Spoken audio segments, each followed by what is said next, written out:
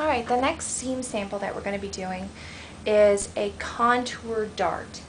The contour dart is a sort of diamond-shaped dart when you look at it, but then when you go to press it, it's going to have a little curve to it once it's on the dress form or on the body. But on the pattern piece, it's really going to take the shape of a diamond.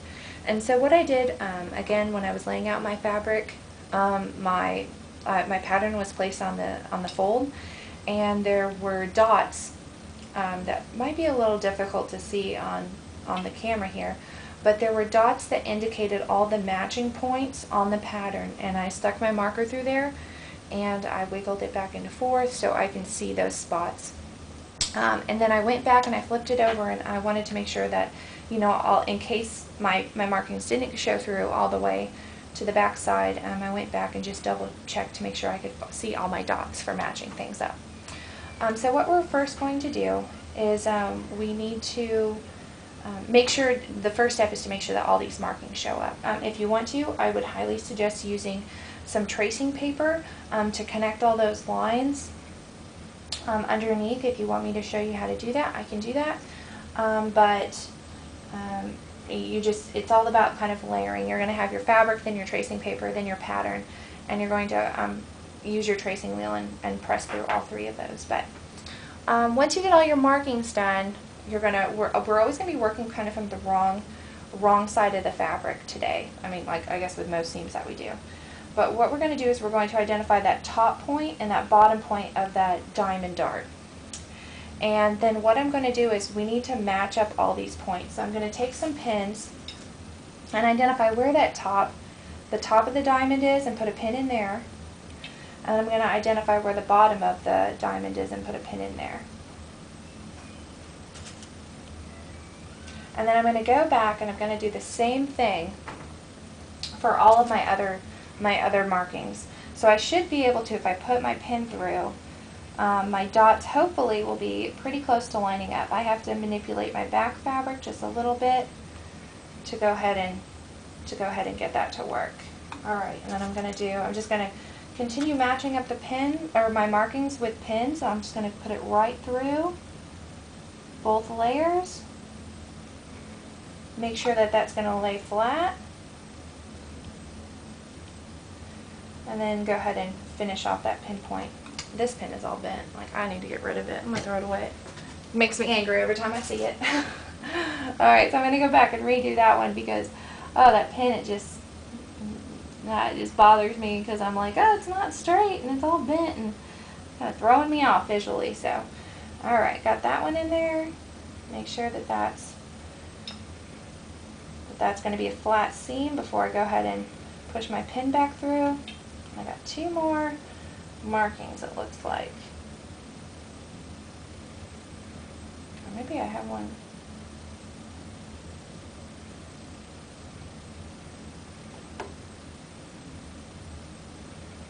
There we go. Actually, I put my bottom pin on the wrong dot. So I was like, things are not matching up.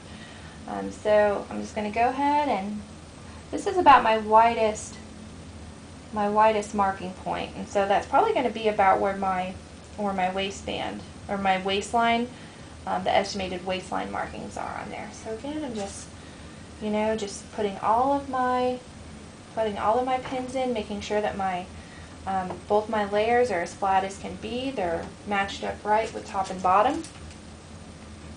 This is going to be my last one. As you can see, I got my marking on the bottom, my marking on the top. When I push my pin through, they both hit. I'm going to flip and just hold that in place. Alright, so I got my flat diamond shape marking here. So this one is going to be my widest point. I've got two above and two below, and then my top and bottom. Alright, then what I'm going to do is I'm going to take my hand sewing needle again, and I'm going to just baste inside that stitch line. The stitch line are those dots, and so what I'm going to go ahead and do, those are the markings, those are where we're going to want to have our stitch line, the one that we stitch with our sewing machine be. So I'm going to go ahead, and I have a knot at the end of my thread here, so I would suggest that you do the same. and I'm going to just do a small basting stitch just right inside those markings. So I'm not going to hit the pins themselves, but it's going to go just right inside.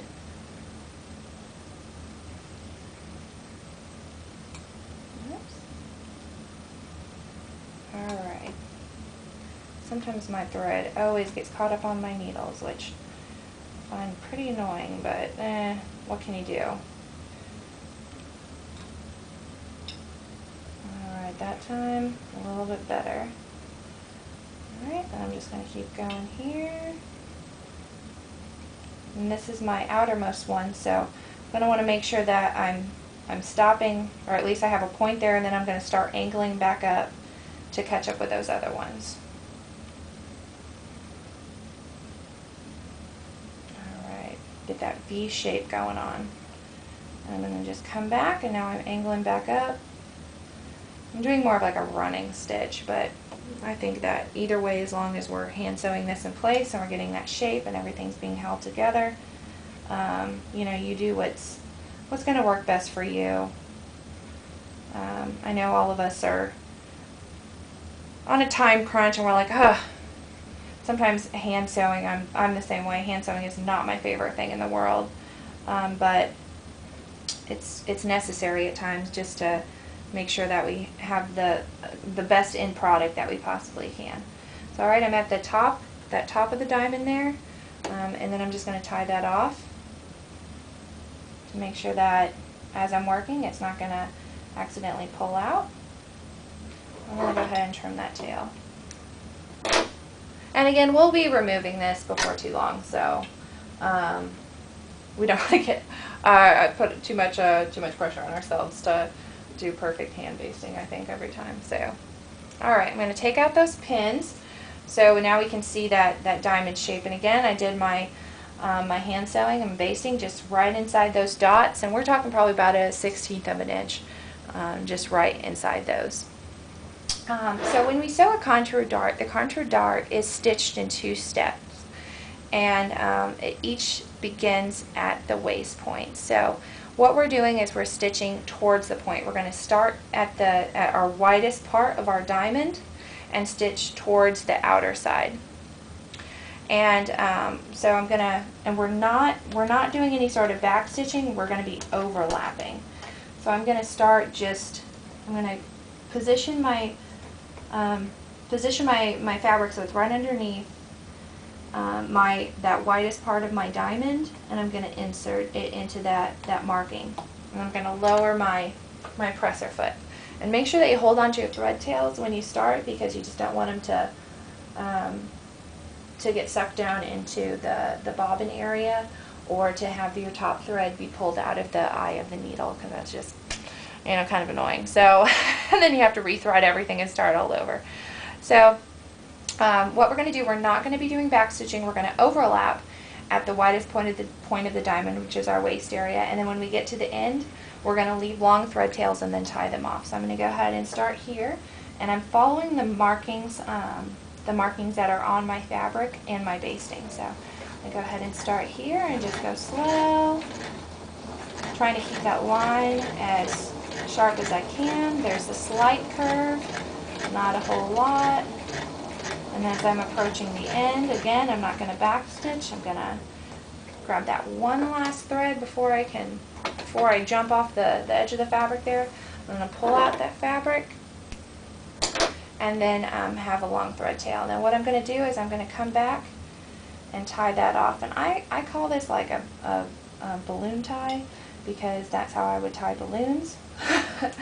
And what it does is it forms this loop, and then I can take just a hand pin here and kind of push that point right to where the fabric or where the stitching line ends, and then I can pull that thread tail until I form a knot.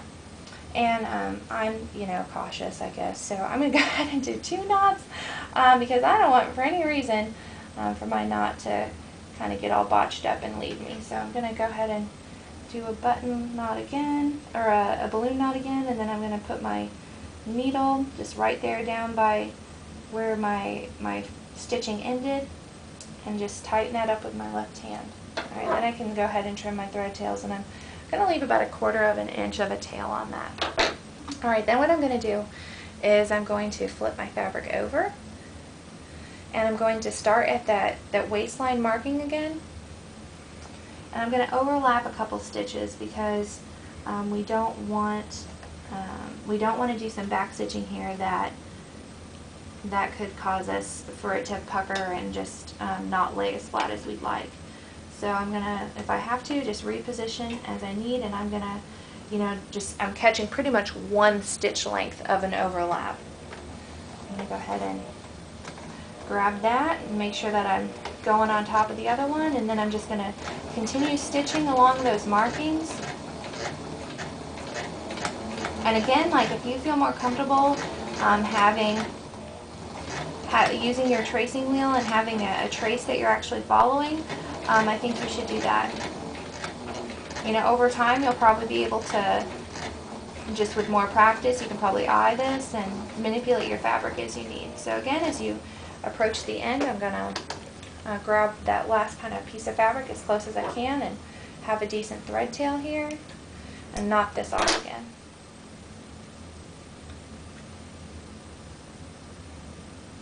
Oops.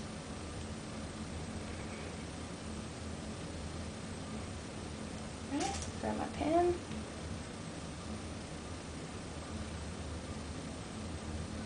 Alright, I'm going to do it again for the sake of nothing coming undone. And I'm going to put my pin in there. Ooh. Yeah, and I did not catch it that time. I need to go slow when I pull that thread tail. Sometimes I feel like my fingers are too big for this. Alright, I'm going to see if I can keep it down and close this time. Alright, much better. I'm keeping that knot close to the fabric. Alright, then I'm going to come back, trim about 1/4 length thread tail from that knot that I just did. And then I want to make sure that, that I did overlap some stitches, so I'm going to, just keep an eye on there, and I did. I only have 1, like I'm overlapping 1, but we don't want to have any excess bulk that would, in the waistline area, that would cause us any drama. So then after we get this done, and we've stitched from the center point to the end of the darts, and we've tied off our darts, then what we're going to do is we're going to go back in, and I'm gonna make sure that I trim my thread tails. I'm gonna leave a little bit of length there, just because I don't want to trim it too close and then have something happen. So I have about a quarter of an inch thread tail on there, just because I know that it's not knotted, it's only overlapped, and I didn't do back stitching on it. So I'm going to leave a little bit of a thread tail, and then I'm going to go back in and I'm going to take out my basting stitches. So I'm going to pull those out slowly, and if I have any sort of struggle when I go to pull that, I'm going to go ahead and clip it. Not too bad so far.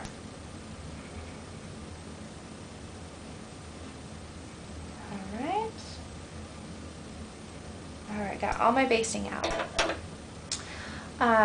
Then what we're going to do is we're going to go back to that waistline area, which is the widest part of our diamond-shaped dart that we put in, and I'm going to clip into it. So I'm going to, and I know it's kind of scary because once you cut, it doesn't come back.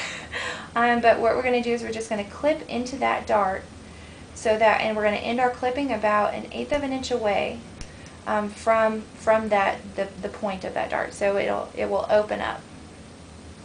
And then what you're going to do, and I'm not going to demonstrate the pressing part of this, but you're first going to press it flat, just as we stitched it. So you're going to press it flat, and then you're going to open it up.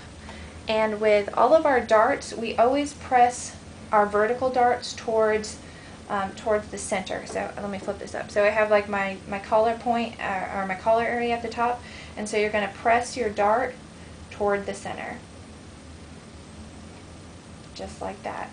And when we go to flip it around, after all the pressing's done, it will have a slight curve, And so what that's doing is it's giving us fit both around the bust, coming in at the waist, and then coming back out to allow fullness in the hip area too. So this is one of your contour darts. I did the left one when you would put this on the body, and so you're going to want to repeat this step for your other contour dart. All right, and always don't forget to press before you hand in your sample.